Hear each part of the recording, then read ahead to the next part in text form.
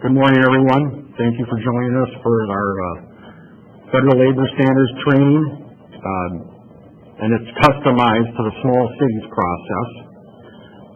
Other funding sources you'll find aren't as, we'll just say, anal about labor standards, but HUD insists that we are, so you may find that we are more diligent about enforcement of labor standards than other entities that you may work with.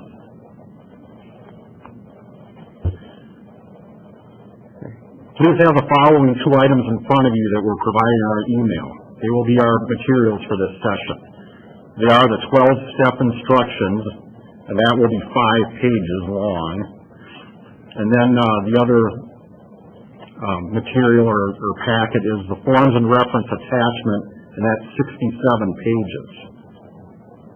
Hillary already talked about questions being submitted in the chat feature.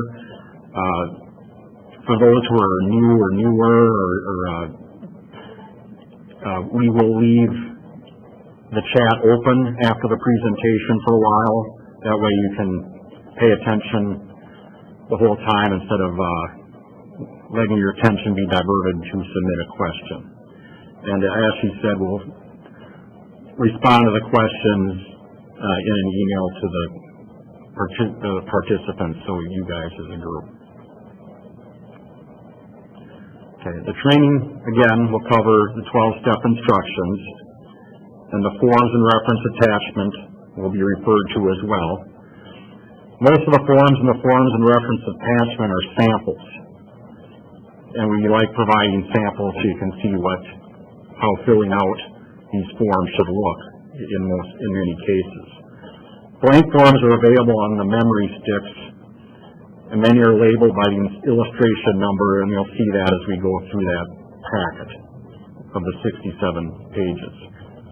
Blank forms, if you don't have them or you don't have access to a memory stick, can be supplied by your small cities representative.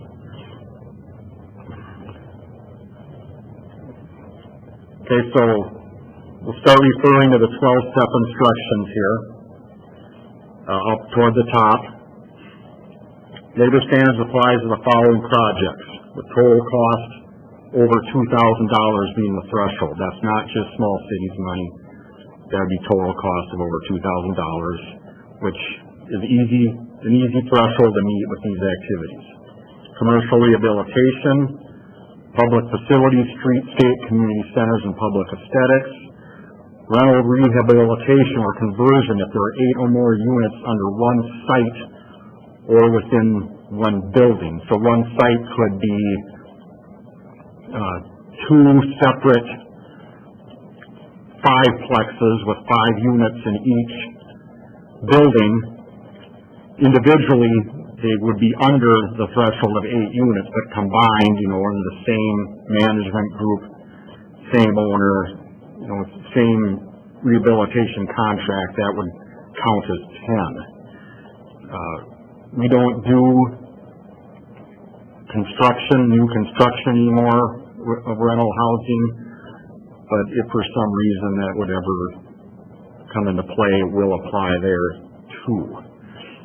We don't do demolition either, but under special circumstances or maybe with disaster, please consult with small city staff on when and how that would be applied, because that can get a little tricky. And this last bullet is real important. If labor standards applies to one portion of the project, it will apply to the whole project, possibly even if there are separate contracts. And we'll talk more about that later.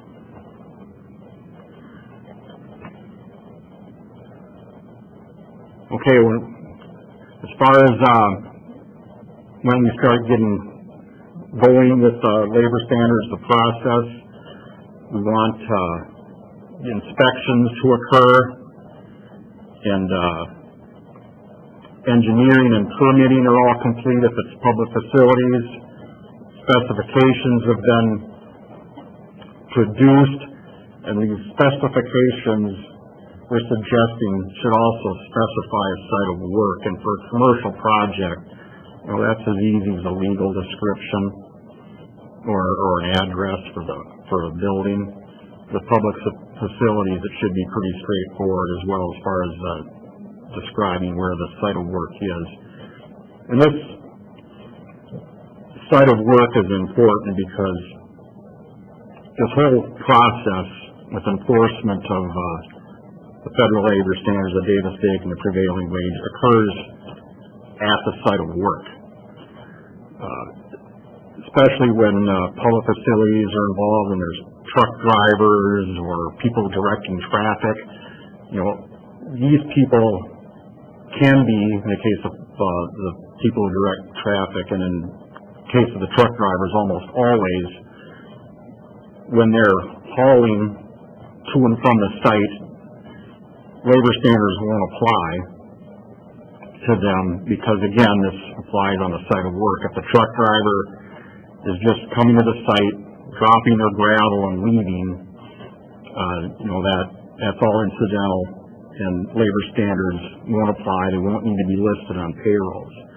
But if they're a truck driver and they're there and they're spreading things out or something like that, then that time that's spent on the job site would need to be accounted for on payrolls and time cards. Sometimes with commercial rehab, especially if there's historic involved, sometimes the windows have to come out and go to a different place to get work done. Well, if the labor standards won't apply to where that work is being done, but if there's not a site of work identified, then it might be harder for us to make that case that the labor standards doesn't apply to that person doing work.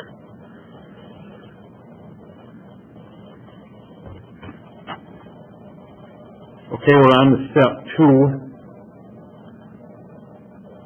of your 12-step instructions and page 1 of your forms and attachment handout. You'll need to include the Federal Labor Standards provision, which is also called the HUD 4010, and the current wage decision in your bid documents. The website to determine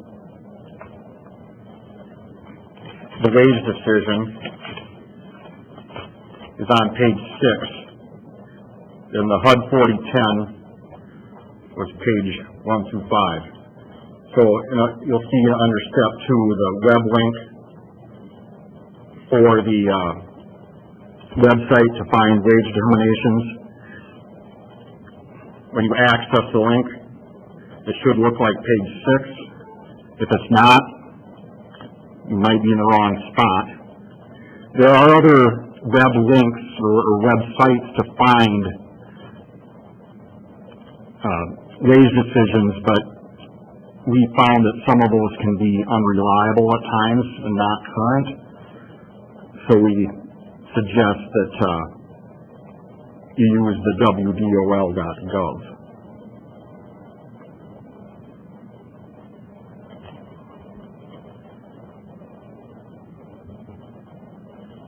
So when you access the site, after the site is accessed, go to Davis-Bacon Act in the middle of the site. Click on Selecting Davis-Bacon Wage Decisions. Use a selection for state and county to search. Sometimes we'll find that many cities in rural Minnesota are in more than one county, so we're going to have to use the county where the project is actually happening. Building decisions are for commercial rehabilitation projects. Most public facility work uses a heavy decision. If a plant is being constructed, use a building decision. Rental housing rehabilitation or conversion of 8 units or more, unless it's more than 4 stories, requires a residential decision. And if there's any gray areas on the 4 stories, please discuss that with us before you move forward with a project.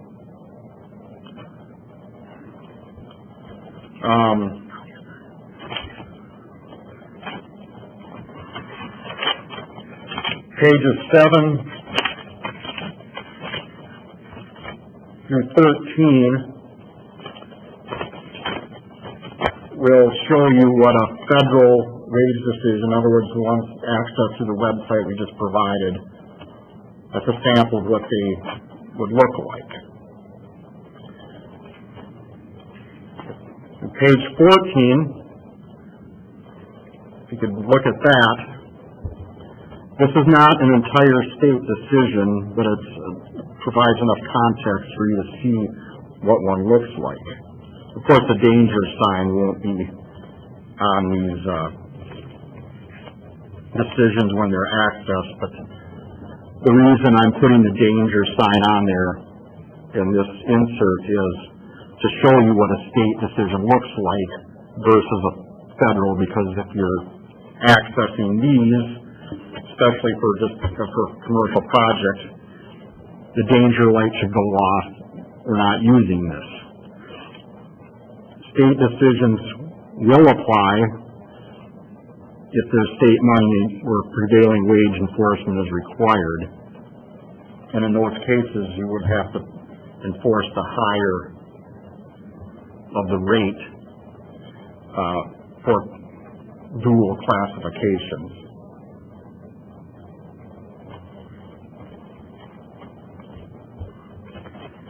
But when it comes time to fill out the payrolls, and we'll talk about payrolls later, the only classifications that should be listed are classifications in the federal decision, not the state decision. Page 16 also shows, we suggest that you provide bidders expected classifications, and this serves as an alert, especially to contractors who haven't done Davis-Bacon at all or not very much, to show them kind of what the rates, labor rates minimum should be. And finally, we're going to talk about the subcontractor certification. We'll be talking about that in more detail further on in the presentation, but we suggest that this be part of their bids, because it's an important screening tool to make sure that your contractors are paying appropriately or classifying workers appropriately, and getting them to produce that earlier rather than later is often a good way to ensure that you receive it. And finally, right before we move to step 3, we do not permit the enforcement of more than one decision in a project, and most often this gets triggered with public facilities. So if you have a public facilities project with ponds and lines and maybe a plant would trigger a building decision, but lines are heavy. So wherever the costs are projected to be higher in each of those cases, so let's say that plant costs are projected at $600,000, the lines are projected at $400,000. Since the building, i.e. the $600,000 prevails over the $400,000, a building decision would then apply to the entire project. And often PFA, if there's PFA money in the project, they like to use multiple decisions. So if that's the case, try to work with them to have multiple contracts. That way we can, if they don't like to have one decision applied, that way it's some compromise to get through this dilemma, so to speak. And we'll talk more about this a little later. So let's move on to step 3.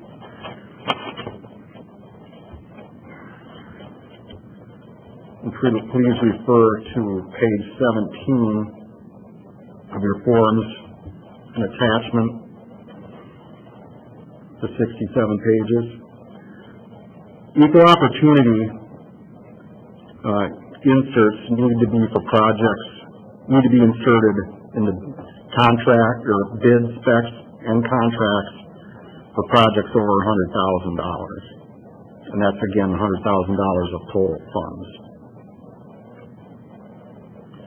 We can provide, it's 11, you'll find out it's 11 pages, and your bullet tells you what those 11 pages consist of. Civil rights laws, uniform admin requirements, Executive Order 11246 and Section 3. We also handed these out at our implementation training to folks who knew they were going to have projects where this occurred, that if you contact your small city's representative, they can also provide you with these inserts. This really isn't a Davis-Bacon thing, but since labor standards is so much based on inserting things into bid specs and contracts, we cover it anyway just to make sure that we're comprehensive in what goes into specs and contracts. Step 4 involves a bid opening. We recommend you provide a time and date and place of bid opening in the specs in order to meet the definition of a formal bid. Keep checking to ensure that the wage decision is still current. So to do that, we're always going back to that WDOL site to make sure that the wage decision has or hasn't changed. And almost always this occurs on Fridays. Sometimes when we have a holiday in there, it might be a different story, but normally this always occurs on a Friday. And if the wage decision does change and bids have not been opened yet, you will need to inform all the bidders that there's an updated wage decision or a new mod, and provide that to all the potential bidders. The wage decision that is in place at time of bid opening will be the one that gets enforced on the project if the contract award has happened in 90 days, and that's in step 5. We'll be getting to that. But again, make sure that you're always checking to make sure that the wage decisions have not been or haven't been updated, and get those to the prospective bidders. Okay, since I already started lurching in the step 5, we again, if the contract is awarded in 90 days of bid opening, that's what will be enforced. If not, it'll be the wage decision that gets enforced at the time of the contract award. So, all these time frames can get a little tricky. So if you have any questions at all about that, make sure that you're checking with us. And we recommend awarding or opening bids kind of in the middle of the week. Definitely not on Friday, because again, that's when the wage decisions can change. So obviously that does not provide you much time with getting a new mod to a contractor and having new rates. So just don't open bids on Friday. Make things a lot easier for yourself and plan accordingly.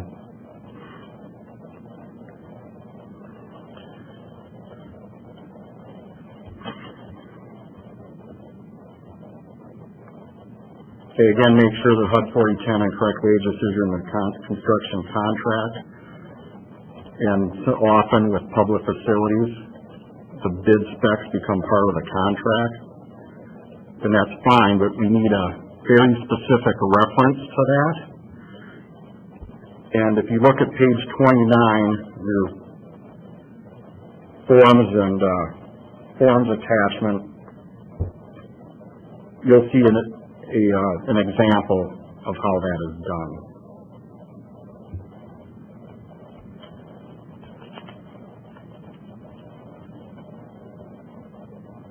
Okay, we covered that.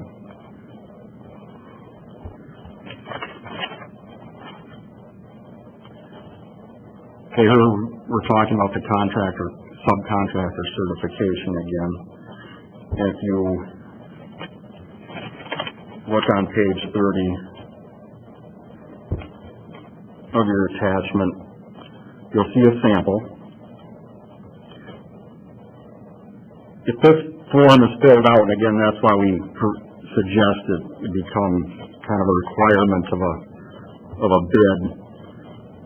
If proper screening occurs, it's going to take care of 80% or more of problems that may come up along the way during construction and through payroll submission, because it's a good way to identify problems before they become problems. So as you can see in the sample, the contractor is saying they're using carpenters, roofers, unskilled laborers, and cement masons, and they provide the pay rate and the fringe rate. So then you would be comparing these classifications to make sure they're in the wage decision. And again, we're looking at the federal decision, not the state, and making sure that these rates meet or exceed what is in the wage decision. We're also screening to make sure that unskilled laborers or tenders, if they're proposed to be used, we're looking for a description of what these people are doing. Because the contractor may think they're unskilled or a tender, but if they're doing actual work of a skilled person, they need to be compensated for that rate, at least when they are doing that work. Another thing we're screening for here is to make sure that we don't have any apprentices, and if we do, then we're going to deal with that accordingly. We'll talk more about apprentices later.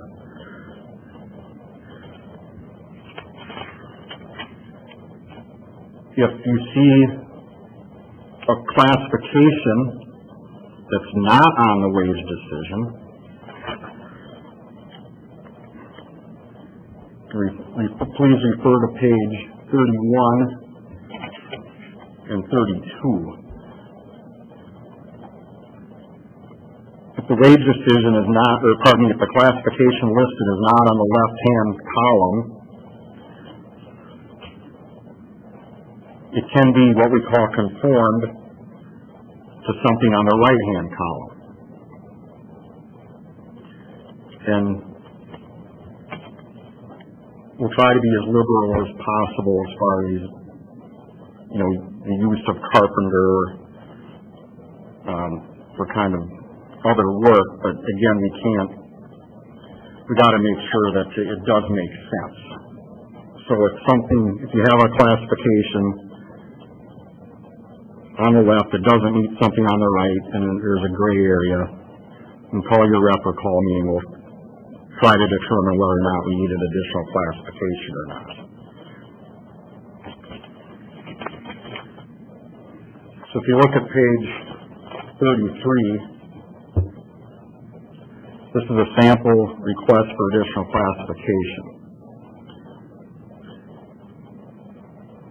You'll see the sample is roofer, because believe it or not, there's still some building classifications out there that don't list a roofer. We had a big problem with this about 5 or 6 years ago. And I have no explanation of why that is, but again, we need to make sure that if there, as you see back on pages 31, we can't conform a carpenter for a roofer. So we need to requested additional classification and pay rate. So you fill this out, and again, you may want to talk to the probably likely that you've talked with us ahead of time that this is going to come before us.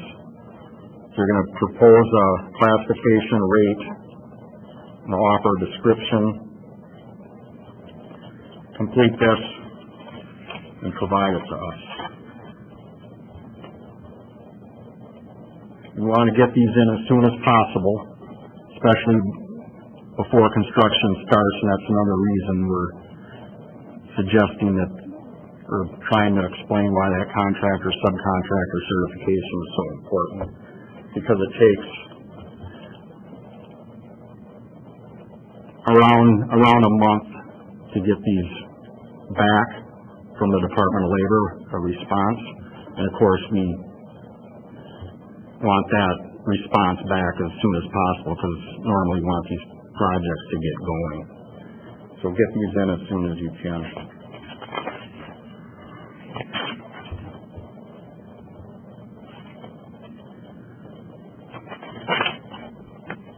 Okay, if you see, look at page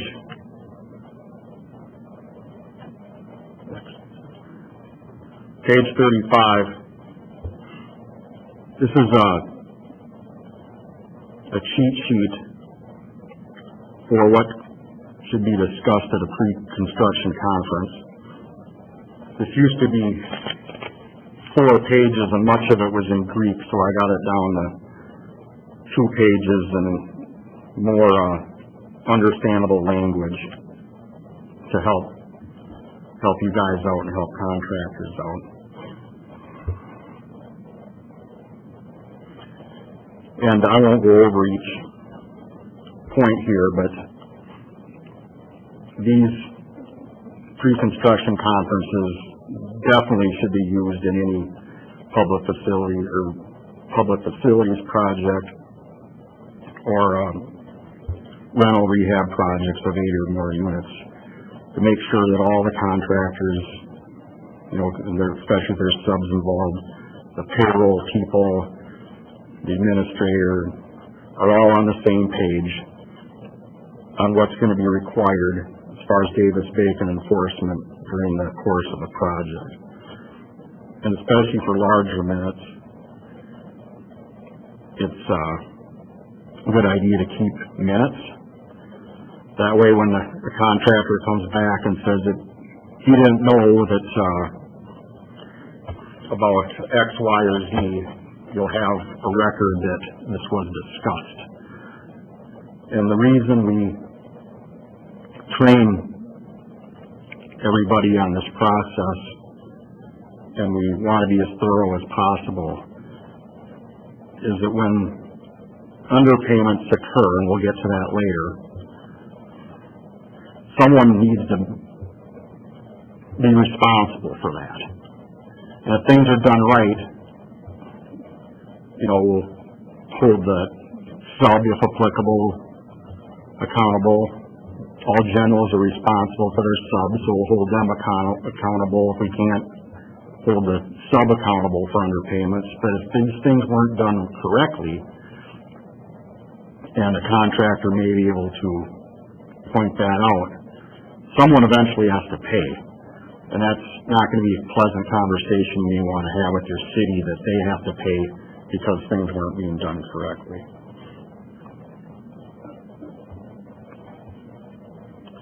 We have a Making Davis-Bacon work guide that we can provide. This is I think it's a fairly decent accounting for the labor standards process, and it can be provided to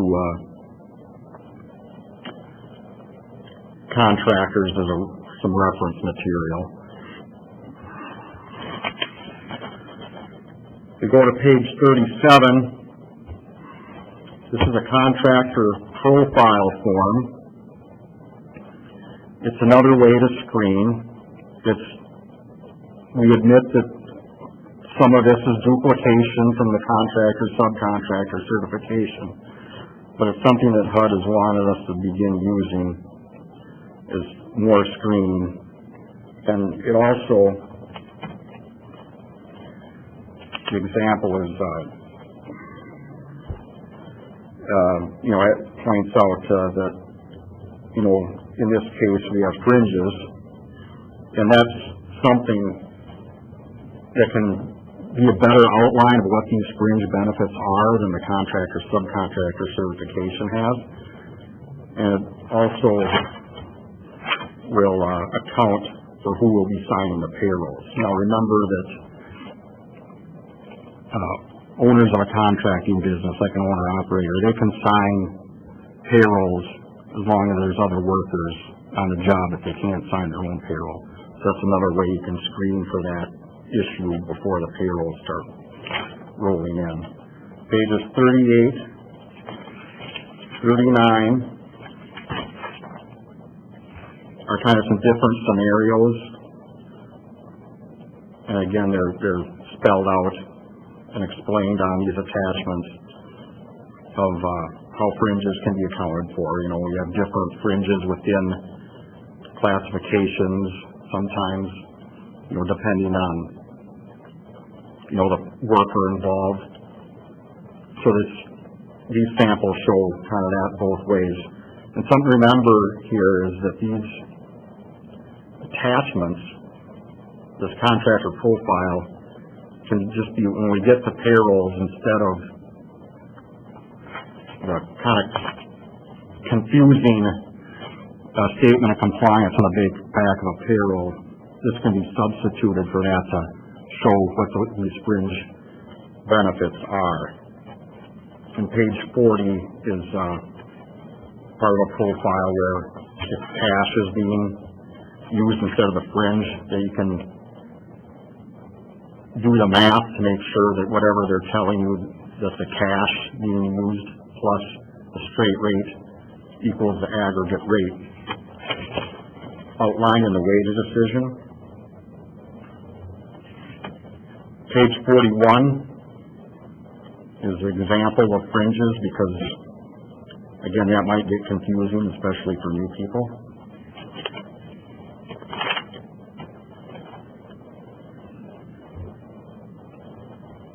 Debarment. Okay, let's say you have a fictional project here where we've had a project out for bids, we updated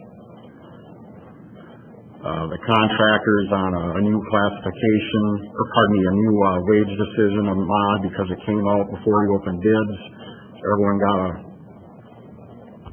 that accordingly. Bids were opened, the contract was awarded in 90 days.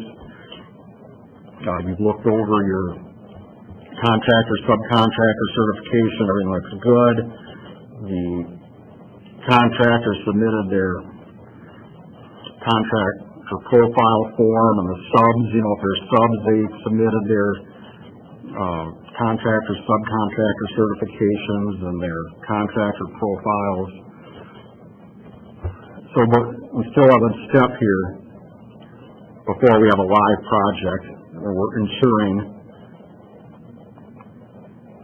that the contractor, that general contractor, is not debarred from working on federal contracts. And to find out whether or not a contractor is debarred, you'll see under step 7 the web link that's involved, and it's on the screen here as well. We suggest that you also check the debarment on the subs, because even though the general is responsible for that, we all know that they may or may not be actually checking their subs. So it's just it doesn't take long, so it's probably a good policy to make sure you're covered and check subs as well. We need to use the SAM.gov site. It's not user-friendly in any way, but it is what it is, because we're looking for federal debarment. If you use the state DOLI site, that's not good enough, because that's only looking on the state side of things.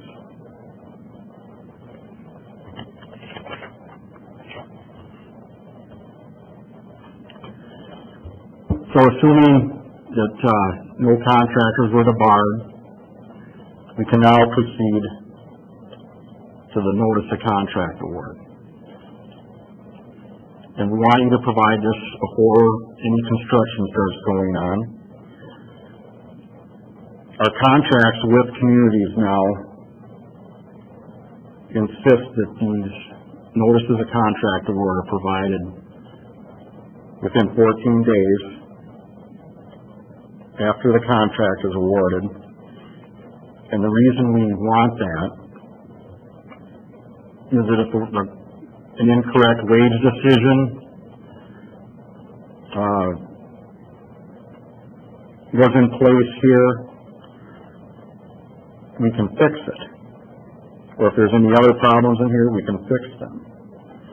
And the other reason we want this information is before we'd sometimes get these way late, we have to report all our activity at HUD on a semi-annual basis.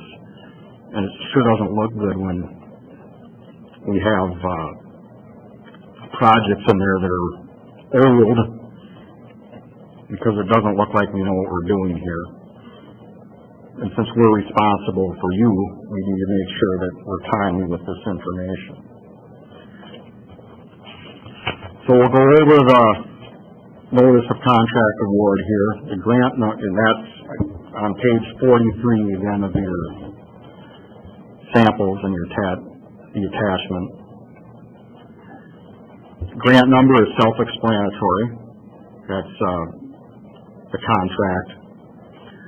The grantee is who we have the contract with. In cases of multiple multi-city projects, where we have 2 or 3 small towns within one project, even if the project that you're presenting us with a notice of contract award is in a secondary city, not the city that we're entering the contract with, we're still using that contracted city. Otherwise, we get confused on not knowing exactly why we're having an award for a city we want a contract with. Project name and address. Now, this is pretty self-explanatory. We wouldn't need an address if it's a public facility. County, I referred earlier where some of our cities are in multiple counties, so we want to know which county it's in, again, to make sure we're using the right wage decision, because in some cases, again, we might have a different wage decision within the same town. Project description. The reason we want to know the project description is not so much about labor standards, but meeting a federal objective. So a commercial rehab projects, this is a way for us to screen to make sure that what's being done meets a federal objective, because our money can only be used for certain things on commercial projects. So please don't be sloppy on this if you're doing commercial rehab, or omit any work items, because we want to make sure that all these work items are eligible. Wage decision and modification used is fairly straightforward. If we see anything else other than something like this, could be a state decision, and again, we're not going there. Effective date of the decision is listed on the decision. So you're going to provide us with the bid opening date, contract award date, and a pre-con date. And if that is in the future, because we're asking you to produce this within 14 days, just give us your best guess on when that pre-con would be. We're looking for, again, the general contractor name, and then saying upon your review of the contractor subcontractor certification, does the examination indicate that requests for additional classification appear necessary at this point? You'll see the sample is naughty because they didn't check anything. And the reason that may have occurred was, you have the wrong or a non-compatible Excel work product on your end, and you may check it. And it looks checked on your screen, but when it gets printed, it's not. So if that's the case, just write it in by hand, and that's one reason we had this sample reflect that.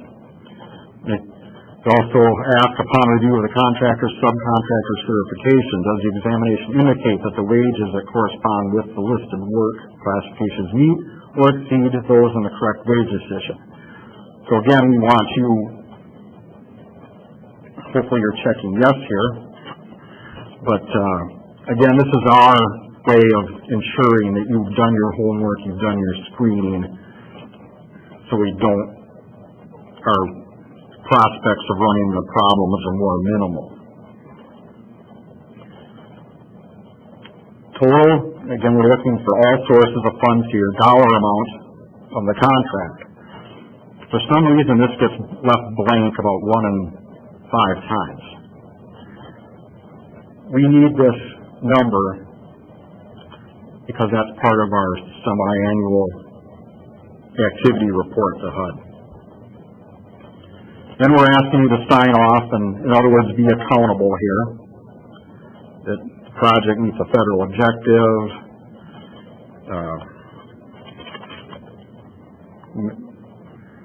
that things have been reviewed, and we're good to go. And then toward the bottom of the document, it says provide some contact information if we're not familiar with you. If we already have your contact information, this shouldn't be necessary. But we like a PDF form here, so you're signing it and you're being accountable for it.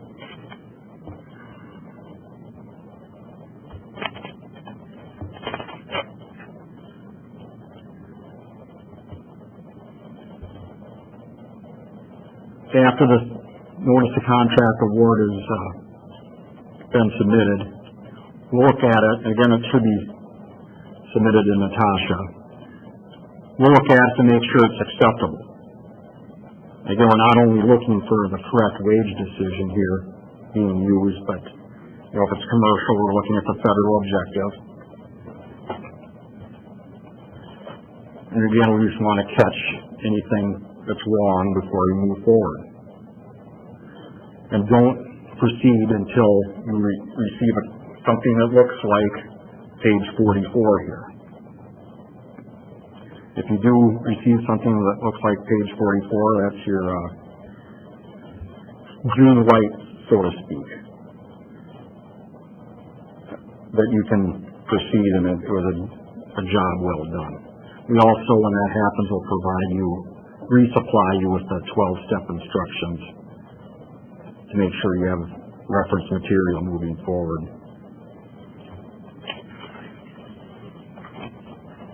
The labor standards checklist is on page 45.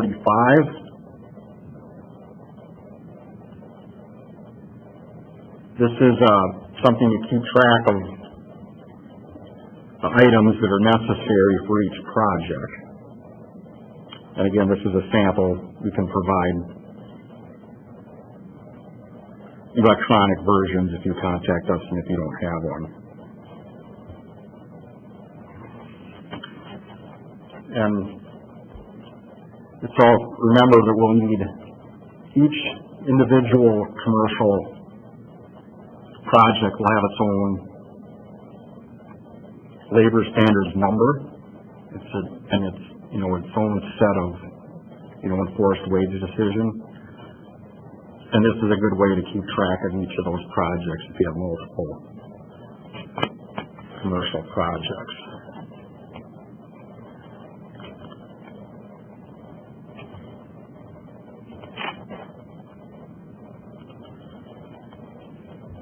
Okay, step 10 is about postings, and we're looking at page 46 right now.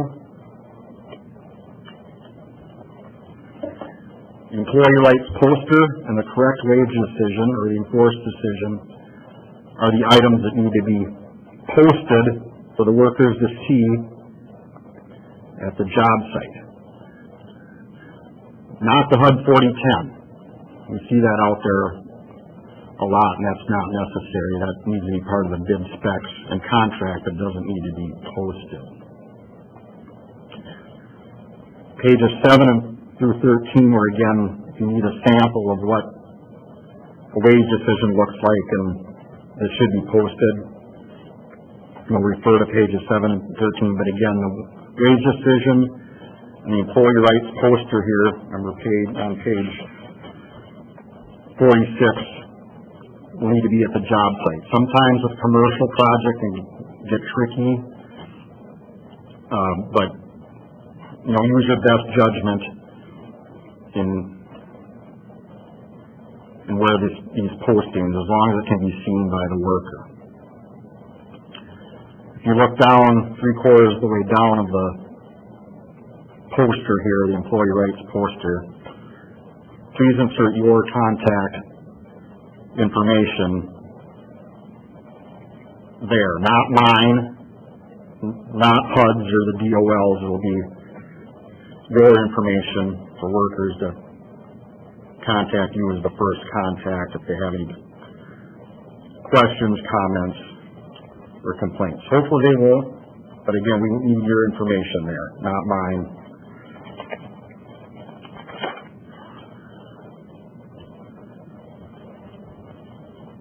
Page 47 is your documentation of these postings. Or it's a sample of that anyway. Illustration 11.22. For some reason, this is also another item that we find missing when we come out to monitor. So make sure you're getting these in. And again, if you have 7 completed commercial projects, there should be 7 corresponding on-site labor standards monitoring forms for those.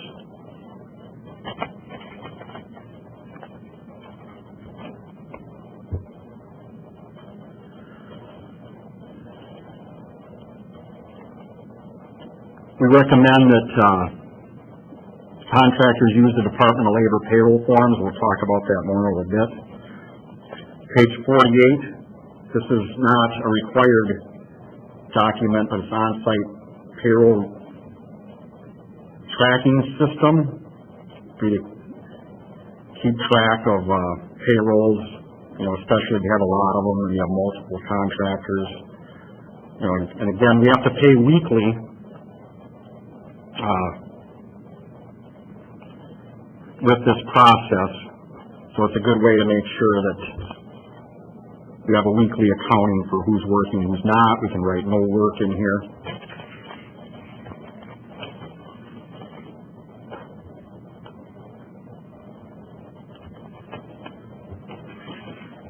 Page 49.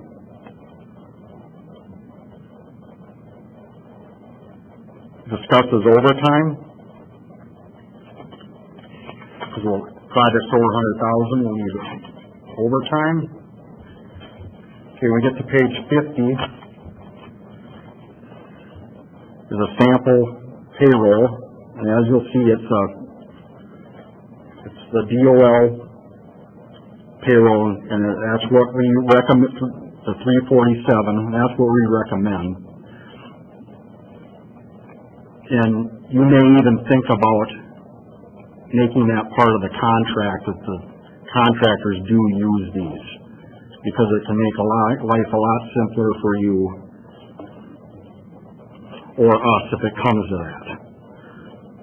Contractors are allowed to use other payroll forms as long as they have the same information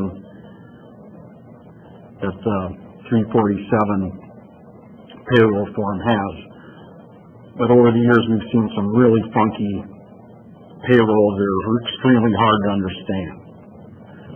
And when restitution comes into play, it's even harder to figure out.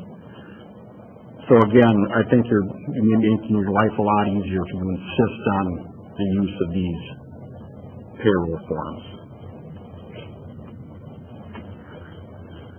We're also suggesting employee time cards be collected, especially for the larger projects.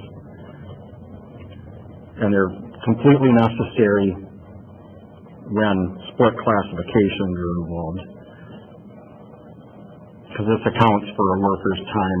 If they work different jobs within the same day with different rates of pay, that's allowed as long as it's accounted for. In substitution for time cards, workers initialing or signing payrolls is also a way of accounting for their time.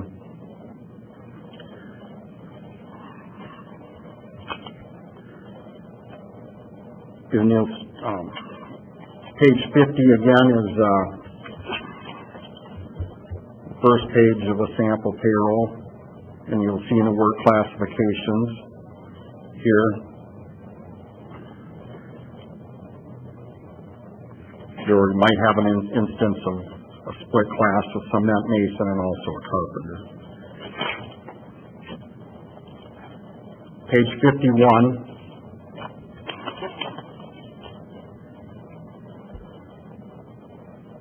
shows a payroll where we have an owner-operator.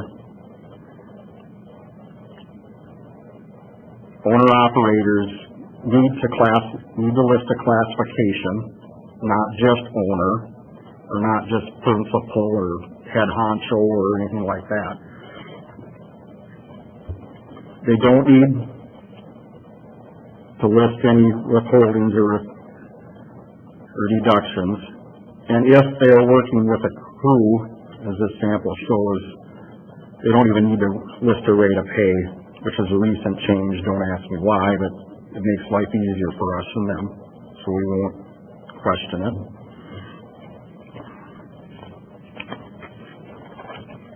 Page 52 shows an example of an owner-operator working on their own. And in that case, they will need to list a rate of pay, a classification, and their total hours. And again, they cannot sign their own payroll in that case.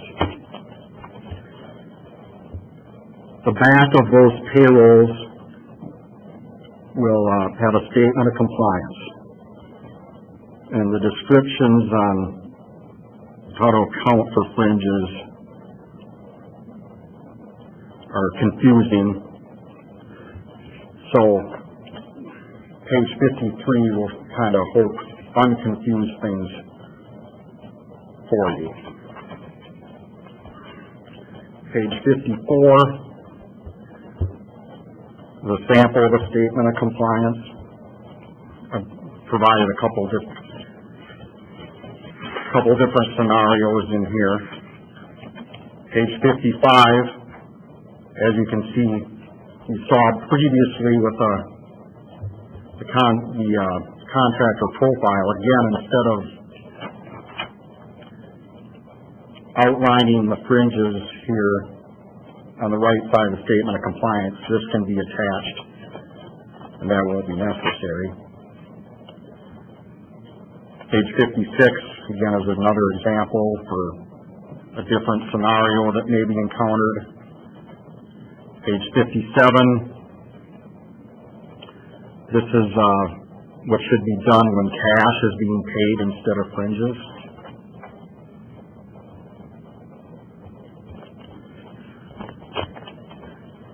If there are any apprentices on the payrolls, the only instance where a worker can be paid less than what is listed in the wage decision if this proper documentation is in place for an apprentice.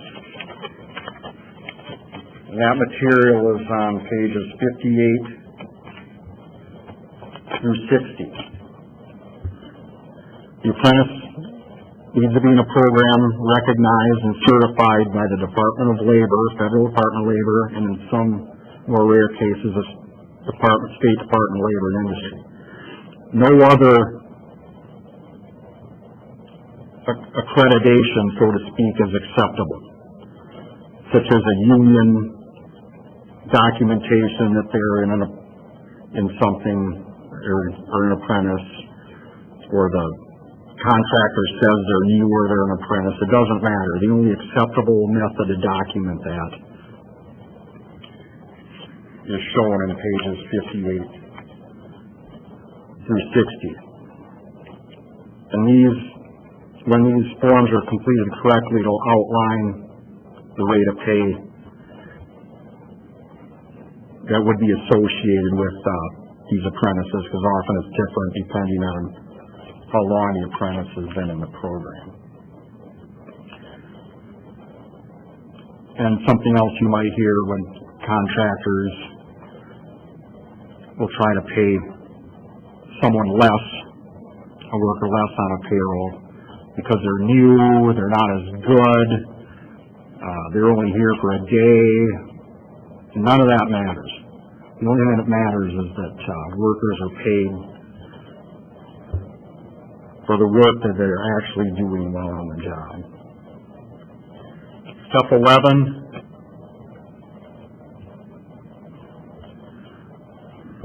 of your instructions, again, will outline how to examine payrolls.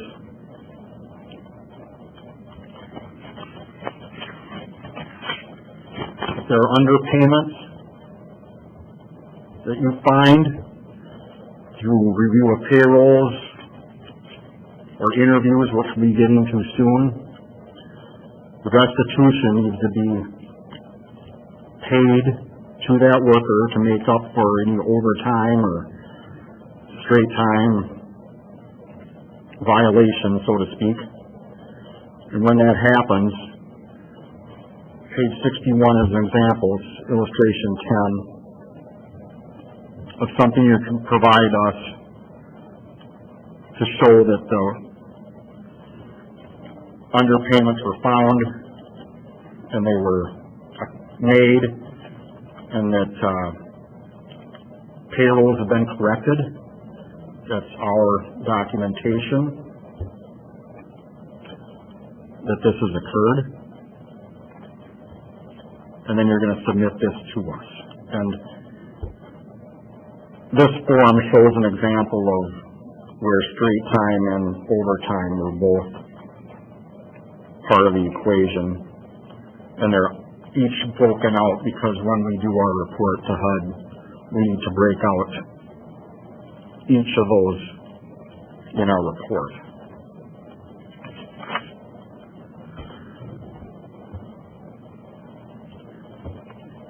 Okay, our goal is to interview at least one interview, to conduct at least one interview per trade. So if we have a payroll with 3 carpenters, 2 roofers, and 2 unskilled laborers, we're going to want to conduct at least 3 interviews. We want to interview at least 1 carpenter, 1 roofer, and 1 unskilled laborer. We're going to use our judgment here. You know, if we have a new contractor, or they didn't perform well on other projects, or we observe, we come out to do interviews, there were 5 people working on the roof, but when you get the weekly payroll, there's only 3 people listed. These type of situations, we're going to want you to use your judgment on doing more interviews.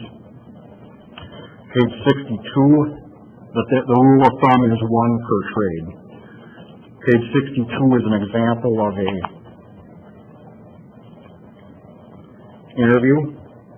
And again, if you look at the bottom, this is a Form HUD 11, HUD, not us. We wouldn't have produced an interview form like this.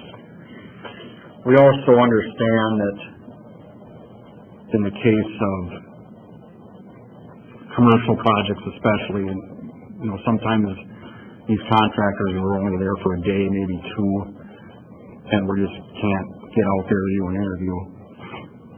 We can use mail-outs, And an example of that is pages 63 through 64.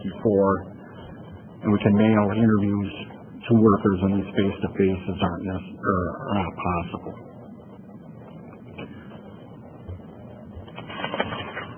If someone approaches you or calls because they saw your phone number and contact information listed on the notice to all employees, this HUD Form 4731, and we don't see this used too often, but if you have a face-to-face complaint, this is the intake form that you would use.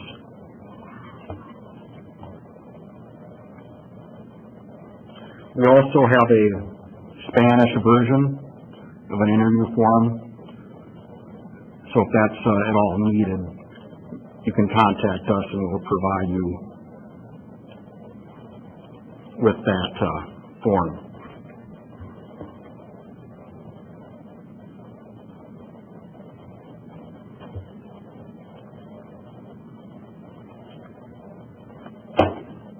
Okay, look at page 67. This will be our last form we discuss. So, a reminder about questions. If you have a question you have not provided it yet, we'll keep the chat open for a few minutes after we're done here, and you can get your question in, so make sure that you do that if you have any questions. So we're looking at page 67 here. It corresponds with step 12. When all construction is complete and all payrolls are received and reviewed, and all workers have been paid appropriately, and we've accounted for violations, then we can submit our final labor standards compliance report to Natasha. Now, during the course of a project, there'll be 2 submittals to our office, is all that's really generally needed. That is the notice of contract award and the final report.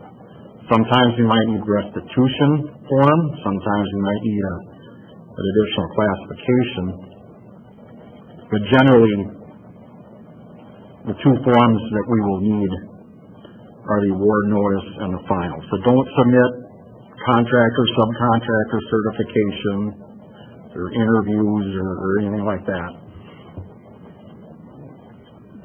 Just where the instructions tell you to submit something. So we'll go over this form quick. The grant number is self-explanatory. The grantee we discussed previously. Deed log number, that was provided, what that means is the labor standards number, and that was provided earlier on step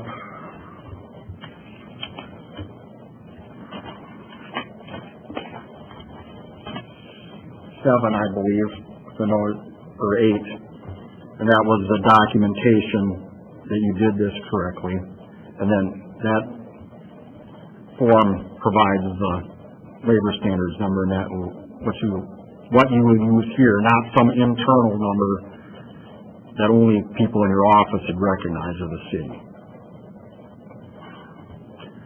This says to submit to me, but again, this is old. It should go to Natasha. The completion date, well, when was the project completed? Number of face-to-face interviews completed. Number of HUD 4730, these are the mail-out interviews. We're asking for the number of responses. If there's no response, it still counts as an interview. Number of trades reviewed. Then we're going to ask you to explain in the comments toward the end here, if there weren't interviews done, why was that the case? And the only acceptable explanations here are that you've worked with this contractor before and everything was okay. But we won't want to see you overusing that either. And we also when we look at these reports, we're going to look for the number of mail-outs because, again, we don't want you to overuse mail-outs as well. So if we get a history here on a lot of no interviews, no mail-outs, he might be hearing from us. So are all payroll submissions complete or compliant? We're obviously looking for a yes there. If payroll is being reviewed. Interviews, have all known labor standards non-compliance has been resolved. We're looking for a yes there, or we wouldn't be submitting a final. All restitutions, if applicable, been submitted. Complaints, you get a complaint, again, it's best to contact me, and if so, I might get HUD involved. Were any volunteers used on this project? We still, once in a while, encounter self-help, which is a whole different can of worms, and if you ever do allow a building owner to work on their own building, we don't recommend that because there's all kinds of problems that can come up with it, and I think you know what they are. And if you are going to go, have any thoughts about going there, please clear that with your small cities rep before that happens. But if it does, in order for that building owner to not be paid, in other words, really the only reason we want to do this would be to save money, they have to be called a volunteer. And that will produce some more paperwork for us to do, and I will need to submit that to HUD. We might see volunteers used on some kind of situation where a union is volunteering their time. That might happen. And if it's like a Habitat for Humanity thing where labor standards would apply, that's another scenario. Again, it's rare, but if it happens, in order to not pay anyone, they would need to be classified as a volunteer. So you're submitting this, again, you're signing it to be accountable and providing it to Natasha.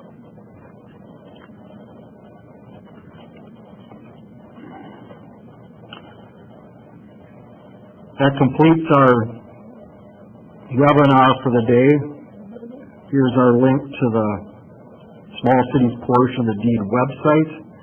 And again, we'll provide a few minutes here for you to get any questions in. Otherwise, thanks for your participation and attention.